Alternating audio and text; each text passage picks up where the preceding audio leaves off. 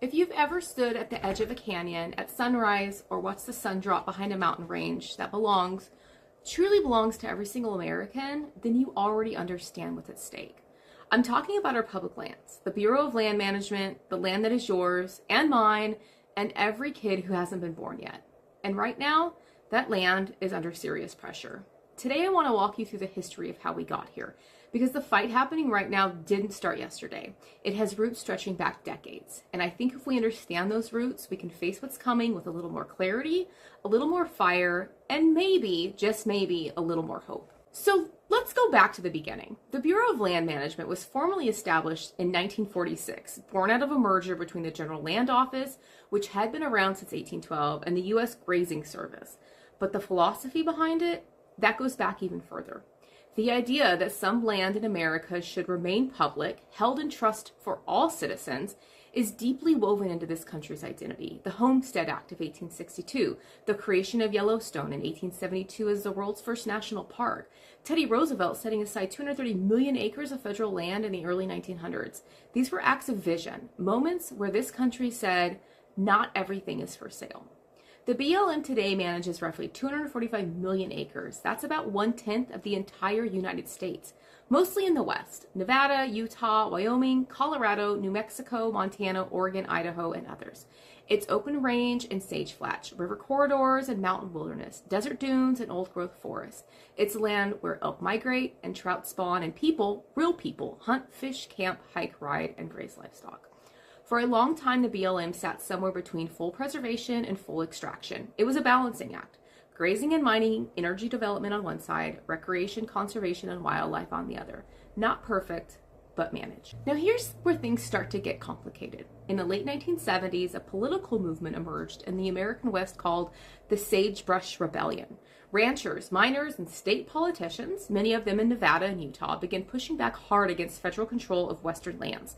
Their argument: the federal government had too much power over land that ought to belong to the states or to private interest. They called it tyranny, they called it overreach. And then came Ronald Reagan. When Reagan took office in 1981, he didn't just sympathize with the Sagebrush Rebellion, he embraced it. He famously said, "I am a sagebrush rebel." His first Secretary of the Interior, James Watt, became one of the most controversial figures in the history of the American land management. Watt openly opposed the conservation framework that had been building for over a century. He pushed to accelerate leasing of federal lands for coal, oil, and gas. He sought to reduce protections for wilderness areas. He once famously quipped that he had a black, a woman, 2 Jews, and a cripple on a coal advisory panel, a comment that eventually cost him his job. But the policy damage he had already helped set in motion, that was lasting.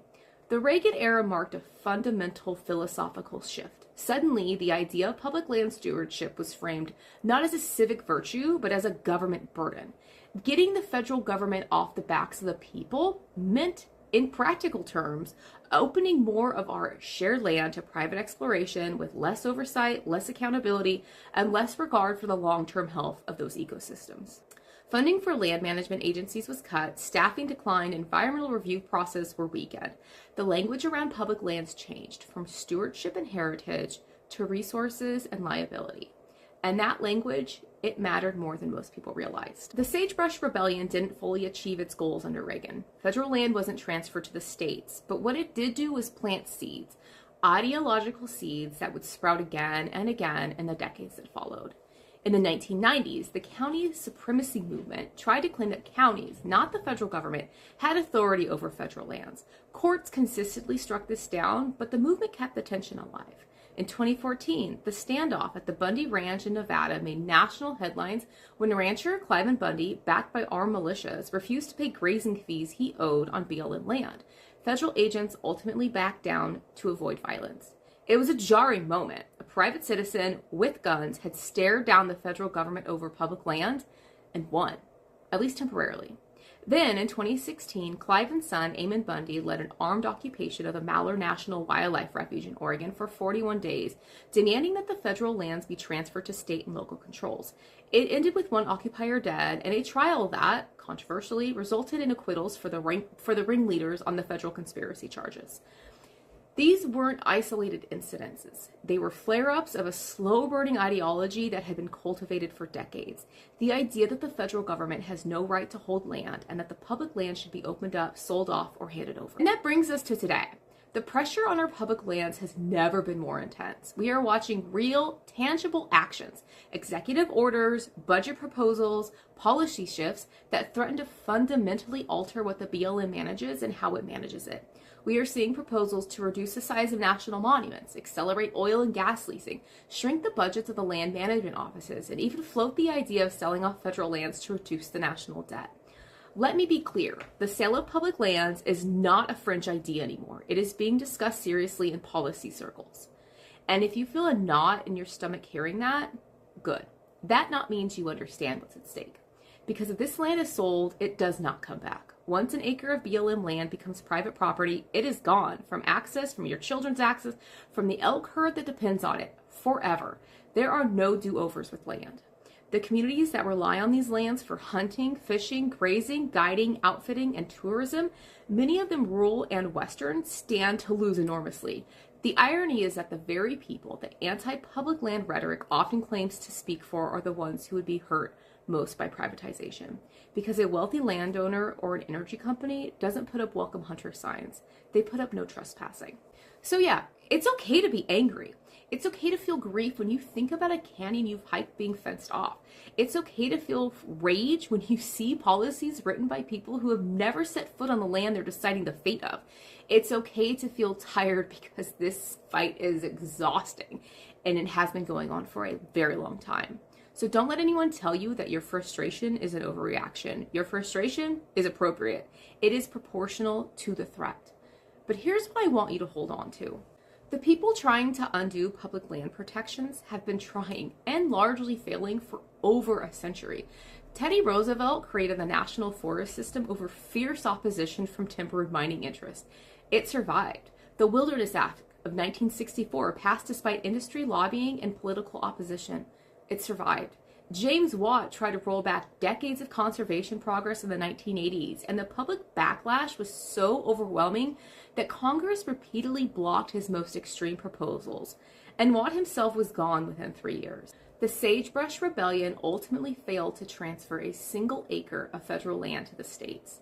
The Bundy acquittals were infuriating, but Cliven Bundy still owes more than $1 million in grazing fees, and BLM land in Nevada remains federal. Why? Because Americans love their public lands. That is not a bumper sticker. This is a documented, consistent, bipartisan political reality. Poll after poll shows that the vast majority of Americans, regardless of party, oppose the sale or transfer of federal public lands. The hunting and fishing community is one of those powerful conservation constituencies in the country. The outdoor recreation industry generates hundreds of billions of dollars a year and is deeply invested in keeping these lands public and accessible. When people show up, when they call their representatives, when they show up at public comment meetings, when they organize, when they vote, the land wins.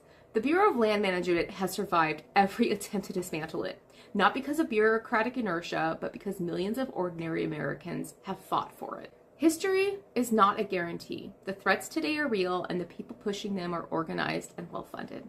But history is a roadmap. It shows us what works. It shows us that public pressure moves policy, that coalitions between hunters and hikers, ranchers and environmentalists, rural communities and urban recreationists are powerful when they find common ground, and that common ground is the land itself. So the next time you're out there, boot deep in a mountain stream, glaciating a hillside at dawn, watching your kid catch their first fish on a BLM river, remember what you're standing on. Remember who fought for it, and remember that it was never a given. And then go home and make some fucking noise. Get involved. Comment on federal land use policies. Contact your elected officials. Support organizations fighting for public land access. Talk to your neighbors. Even the ones who don't look like they care, you might be surprised. The land doesn't have a voice. We are its voice. And if the last 100 years have shown us anything, it is this. When enough of us speak up, the land survives. Thanks for watching. Stay in the fight.